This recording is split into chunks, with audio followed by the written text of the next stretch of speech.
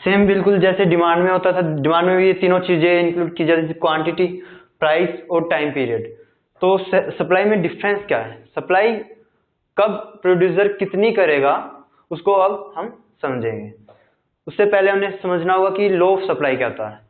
So law of supply states that other factors remaining constant, if we increase the price of the product then seller will increase the supply of the product। जैसे जैसे आप product का price बढ़ेगा seller की अपनी supply बढ़ा देगा।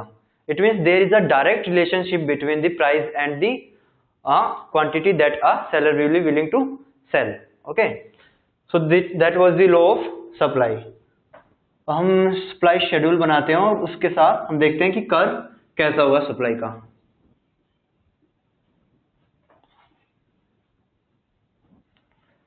This is price and this is units that a producer is willing to sell। से जब प्राइस, जैसे कि प्राइस जब 5 है तो प्रोड्यूसर 10 यूनिट सप्लाई करता है। Okay, this is assumed figures. जब वो प्राइस बढ़ गया 10 तो प्रोड्यूसर ने अपनी सप्लाई बढ़ा के 20 कर दी। जब प्राइस 15 हुआ तो इसने बढ़ा के अपनी 30 कर दी। तो जैसे आप देख रहे हैं कि लॉ ऑफ सप्लाई अप्लाई हो रहा है, यहाँ पे प्राइस बढ़ रहा है तो वो अपनी यूनिट्स जो वो सेल कर रहा है वो बढ़ा रहा है। Other factors remaining constant, if we only change the price of the product then this situation will be there. Okay, तो इसका कर्व कैसे होगा, यहाँ पे price and units, price and units that a producer is willing to supply. से यहाँ पे 5 था, 5 तो वो यूनिट्स कितने सप्लाई करा था, यहाँ पे 10 यूनिट सप्लाई करा था। Let's say this is the point that we get. जब उसने अपने प्राइस बढ़ा के 10 कर दिया तो क्या हुआ, तो उसने सप्लाई बढ़ा के अपनी 20 कर दी। लेट्स से यहाँ पे this is another point we get. जब उसने अपना प्राइस बढ़ा के 15 कर दिया तो उसने सप्लाई बढ़ा के 30 कर दी। अब देखिए यहाँ पे डायरेक्ट रिलेशनशिप है between the price and the units that a supplier is willing to sell. तो इससे हम अगर कोई कर्व ड्रॉ करते हैं, ये थोड़ा टेढ़ा हो सकता है,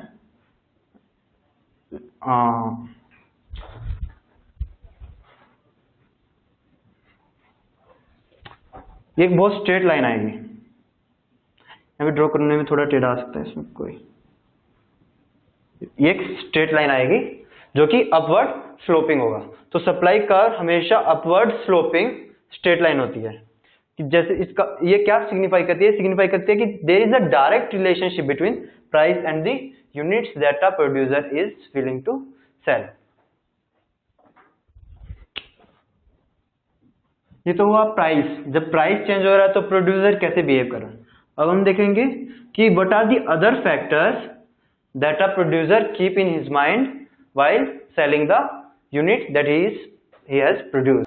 जो हमारे प्रोविजंस फॉर डाउटफुल डेट्स हैं वो हमें 1000 रखने हैं, यानी कि हमारे जो ऑलरेडी प्रोविजंस जो हमने क्रिएट कर रखा था वो 300 पे था, अब हमें 700 से और ज्यादा बढ़ाना है। तो ये एक तरह से हमारा एक्सपेंस जो है जो कि हमारा राइज हुआ है, तो इसको हम यहाँ पे रखेंगे to provision for doubtful debts 700। ठीक है, इसके बाद हमें गिवन है कि प्रोविजंस 1800 हमें मेंटेन करने हैं फॉर लीगल चार्जेस, तो ये भी इसी साइड आएगा to provision for legal charges. Amount कितना है 1800। उसके बाद इसमें कुछ गिवन नहीं है revaluation of assets and liabilities के रिगार्डिंग, तो हम इसी से प्रॉफिट या लॉस जो निकल के आएगा उसको पार्टनर्स कैपिटल अकाउंट में डिस्ट्रीब्यूट करेंगे। इस केस में हमारा जो है क्रेडिट साइड डेबिट साइड से ज्यादा है, तो इसे हम बैलेंस करेंगे तो हमें जो गेन निकल के आएगा उसको पार्टनर्स कैपिटल अकाउंट में क्रेडिट करेंगे।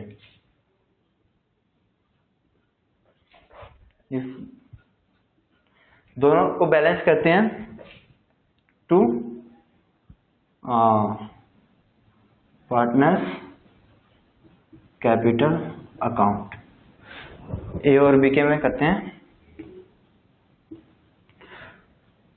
अब 14,000 में से ये जो सारी ये चीजें हम माइनस कर देंगे, तो जो रिमेनिंग अमाउंट आएगी उसको हम इस रेशियो में डिस्ट्रीब्यूट कर देंगे, यानी कि 3:2 में उसको डिस्ट्रीब्यूट कर देंगे।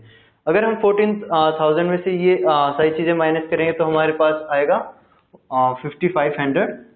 अब 5500 को ए और बी में अगर हम डिस्ट्रीब्यूट करेंगे 5:3 की रेशियो में, तो किस तरह से डिस्ट्रीब्यूट होगा? ए को मिलेगा 3300 और बी को मिलेगा 2200। तो इस तरह से हमने पार्टनर्स कैपिटल अकाउंट का जो क्रेडिट करना है वो अमाउंट हमने फाइंड आउट कर लिया, जो रिवैल्यूएशन अकाउंट से हमें गेन हुआ है। ए के में हमें करना 3300 और बी के में करना हमें 2200। अब हम पार्टनर्स कैपिटल अकाउंट प्रिपेयर करेंगे।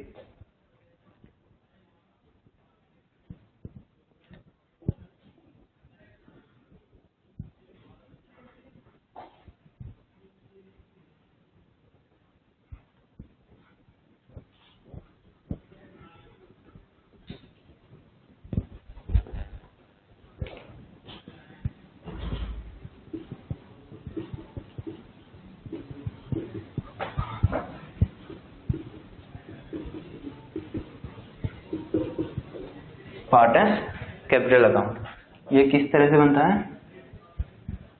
इसमें हम 3 पार्टनर्स का कैपिटल अकाउंट बनाएंगे।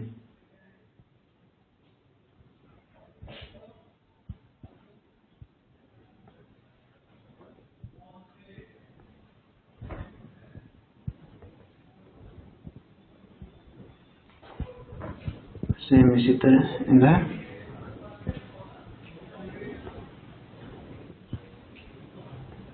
ठीक है, ए बी सी और सेम क्रेडिट साइड में भी A B C, in 3 partners का हमने कैपिटल अकाउंट बनाना है।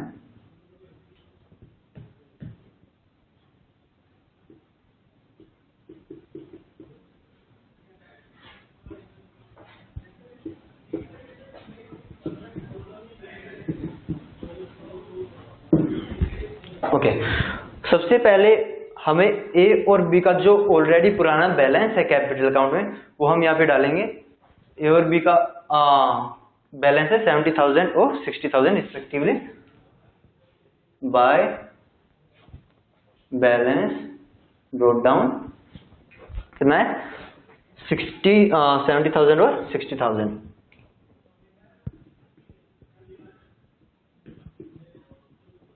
ठीक है, इसके बाद हम और एंट्रीज करेंगे जो कि इनके कैपिटल अकाउंट्स को इफेक्ट करेगी। इसके बाद हम डालेंगे रिजर्व्स। रिजर्व्स हमारे कितने हैं? 15,000 हमारे जो रिजर्व्स है उसको हम किस रेशियो में डिवाइड करेंगे? वो हमारी पुरानी प्रॉफिट शेयरिंग रेशियो जो है 3:2 में इसको डिवाइड करेंगे। अगर हम रिजर्व्स को 3:2 में डिवाइड करेंगे तो कितना कितना रिजर्व आएगा? 50,000 को अगर 3:2 रेशियो में डिवाइड करते हैं तो 9,000 ए के लिए और 6,000 बी के लिए, वो हम यहाँ पे डाल देते हैं बाय रिजर्व्स 9,000 और 6,000। इसके बाद हमने रिवैल्यूएशन अकाउंट से जो प्रॉफिट हुआ था इन 2 पार्टनर्स को वो हम इनके कैपिटल अकाउंट में क्रेडिट कर देंगे बाय रिवैल्यूएशन अकाउंट। कितना कितना हुआ था? ए को 3300 और बी को 2200। इसके बाद हम क्या डालेंगे इसमें? जो हमारा गुडविल का अमाउंट पे किया मिश्रा ने, शेयर जो गुडविल का अमाउंट दिया उसने 10,000 रुपये, उसको हम 3:2 रेशियो में डिवाइड कर देंगे, यानी कि ए को मिलेगा 6,000 और बी को मिलेगा 4,000 बाय प्रीमियम फॉर गुडविल। ठीक है, ए को कितना मिला? 6,000 और बी को 4,000।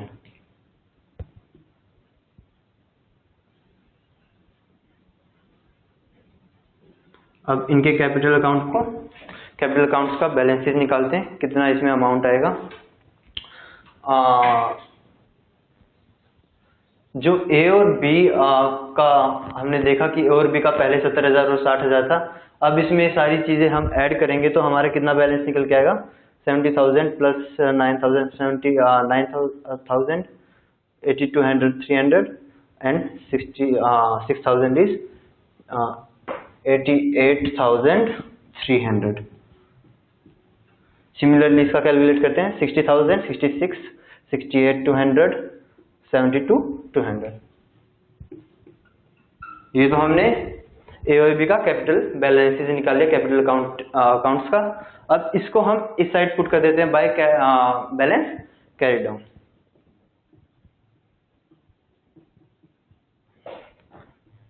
$88,300, $72,200। अभी सी के अकाउंट को हम नहीं टच कर रहे,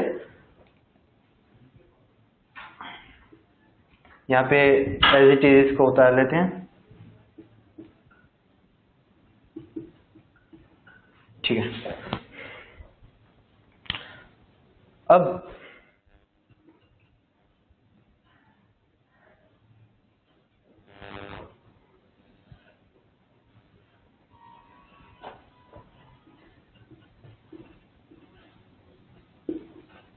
यहां से इन दोनों का जो बैलेंस था उसको यहां पे लेके आते हैं हम। 88,300, 72,200। अब जो सी का जो कैपिटल बैलेंस है वो कितना होगा? हमें गिवन है कि इट विल बी 1/4 शेयर। तो जो कैपिटल अकाउंट का बैलेंसेस ए और बी का है उसका 1/4 शेयर सी लेके आएगा। तो उसे हम कैलकुलेट करते हैं कि सी का शेयर कितना होगा। हम उसको यहाँ पे करते हैं।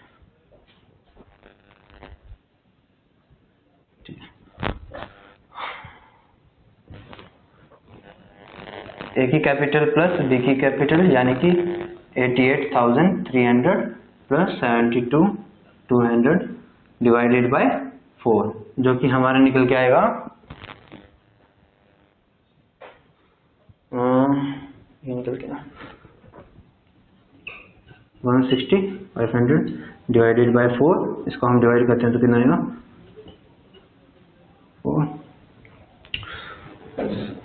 40125। यानी कि जो सी पार्टनर ने पे किया होगा कैश या बैंक से, जितना पे किया होगा वो उसने 40,125 रुपए उसने पे किया होगा। तो हम यहाँ पे डाल देते हैं बाय बैंक 40,125। ओके। अब बैलेंस कैरी डाउन करते हैं।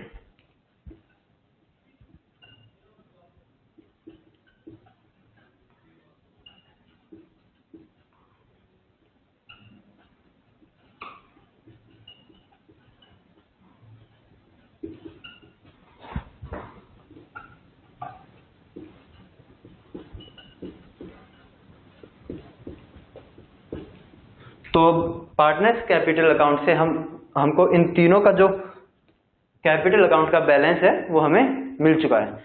ए का कैपिटल अकाउंट बैलेंस है 88,300, बी का 72,200 और सी का 40,125, जो हमने इन दोनों की कैपिटल के बेसिस पे कैलकुलेट किया। इन दोनों की कैपिटल अगर हम स्टार्टिंग में करते डायरेक्ट सी का शेयर ऑफ कैपिटल तो हमारा गलत निकल के आता, क्योंकि पहले इन दोनों की कैपिटल 70,000 और 60,000 थी।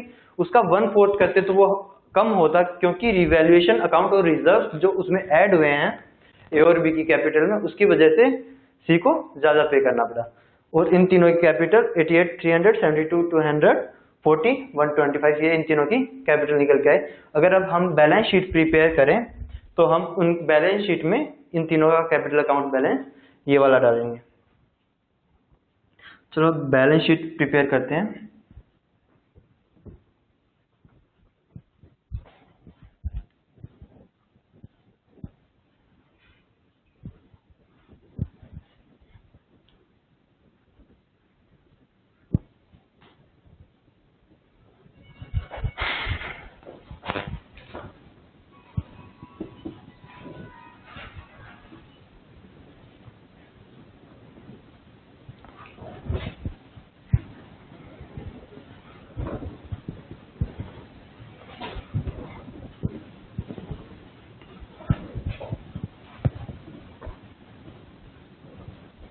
इस साइड हमारी लाइबिलिटीज आती हैं,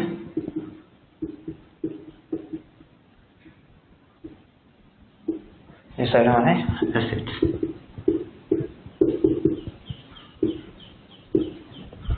सबसे पहले हमारा कैश बैलेंस, जिसमें कि कोई चेंज नहीं हुआ, एज इट इज हम 14,800 यहाँ पे उतार देते हैं।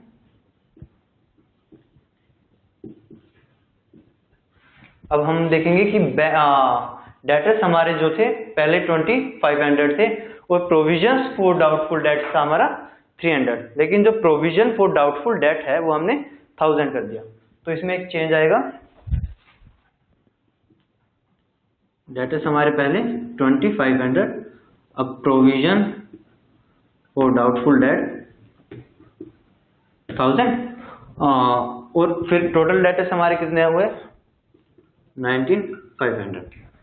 इसके बाद हमने देखा स्टॉक की वैल्यू जो थी 20,000 से घटकर 6,000 इसकी घट चुकी थी, तो कितनी हुई 14,000।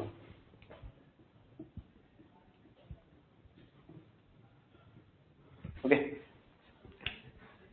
उसके बाद हमारी बिल्डिंग की वैल्यू एप्रिशिएट होगी, कितनी हुई 14,000 से बढ़ गई, यानी कि पहले हमारी थी 70,000, अब हमारी हो गई 84,000।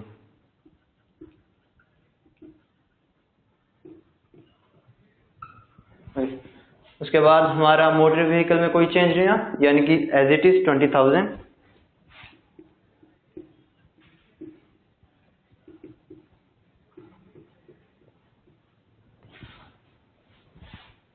प्लांट जो हमारा, उसमें कोई चेंज हुआ था नहीं, प्लांट में भी हमारा कोई चेंज नहीं हुआ, तो प्लांट की वैल्यू भी एज इट इज 40,000।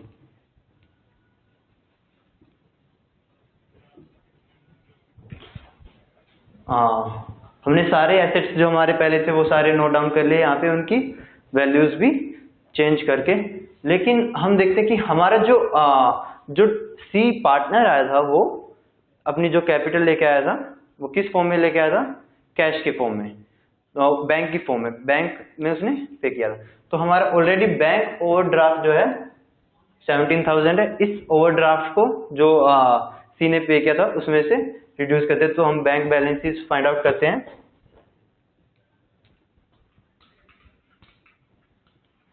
यहाँ पे करते हैं बैंक बैलेंस। बैंक बैलेंस हमारा कैसे निकल गया है, पहले उसने 10,000 अमाउंट पे किया था फॉर गुडविल, जो कि अभी पार्टनर्स ने विड्रॉ नहीं करवाया, तो अभी भी वो बैंक में होगा। ठीक है, उसके बाद जो ये ओवरड्राफ्ट है, बैंक ओवरड्राफ्ट, इसको हम डिडक्ट करते हैं 17,000 प्लस जो वो उसका कैपिटल का अमाउंट था वो भी उसने इसी फॉर्म में पे किया होगा बैंक में, तो 40, 125, इन तीनों को अगर हम ऐड करते हैं तो हमारा अमाउंट आएगा 33,125। तो यहाँ पे हम बैंक बैलेंस डाल देते हैं।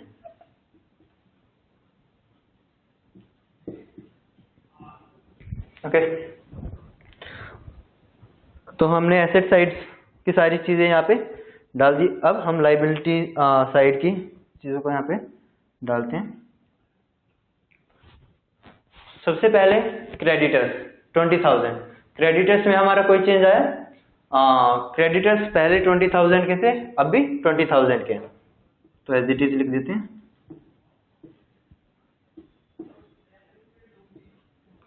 दूसरा हमारा बिल्स पेबल, बिल्स पेबल में भी कोई चेंज नहीं आया, पहले भी 3,000 के, अब भी 3,000 के। लेकिन एक लायबिलिटी हमारी ऐड और हुई है, जो कि provision for outstanding legal charges, यानी कि 1,800 amount provision for outstanding legal charges का ऐड हुआ है।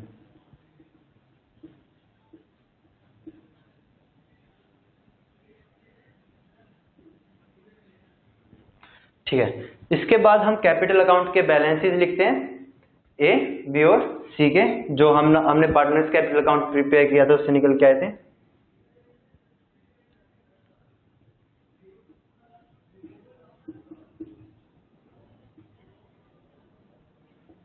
ए की कैपिटल अकाउंट कितनी निकल के आई थी हमारी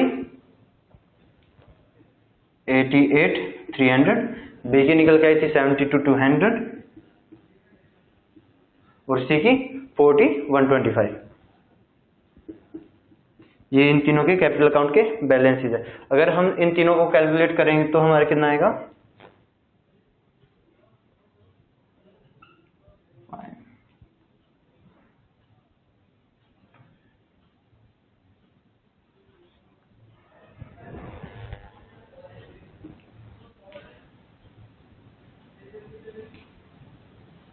$2,06,25। ये इन तीनों का अगर कैपिटल अकाउंट्स का बैलेंस निकालते हैं तो इतना आएगा। अब हम दोनों को बैलेंस कर देते हैं, एसेट साइड्स को भी और लायबिलिटी साइड को। ये कितना आएगा, 20,000 प्लस 23, 24,800 प्लस 6 यानी कि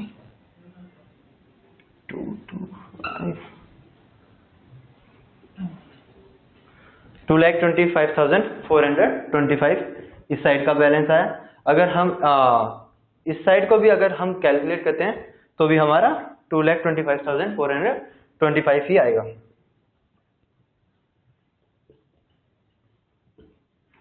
इस तरह से दोनों एसेट साइड और लायबिलिटी साइड इक्वल रहेंगी हमेशा। तो इस तरीके से हमने रिजर्व्स और इवैल्यूएशन अकाउंट्स प्रिपेयर किए और पार्टनर्स कैपिटल अकाउंट में उनका बैलेंसेस डाला, जो भी रिजर्व्स ऑलरेडी क्रिएट किया हुआ था 15,000, 9,000 और 6,000 में उसको डिवाइड करके उनके कैपिटल अकाउंट में डाला और जितना भी प्रॉफिट या लॉस रिवैल्यूएशन अकाउंट से हुआ था वो उनके कैपिटल अकाउंट में डाल के उनका कैपिटल अकाउंट का बैलेंसेस निकाले, 88 और 300 और 72,200 और सी का कैपिटल अकाउंट का बैलेंस हमने उसको इन दोनों की कैपिटल अकाउंट को ऐड करके 4 से डिवाइड कर दिया जो कि सी का शेयर था। और फिर हमने जितने भी आइटम्स की वैल्यू चेंज हुई थी उनकी वैल्यू चेंज की और जो भी नए आइटम ऐड हुए थे जैसे provision for outstanding legal charge उनको ऐड करके और पार्टनर्स कैपिटल अकाउंट का बैलेंस डाल के इन दोनों को बैलेंस कर दिया और हमारी बैलेंस शीट का बैलेंस है 2,25,425।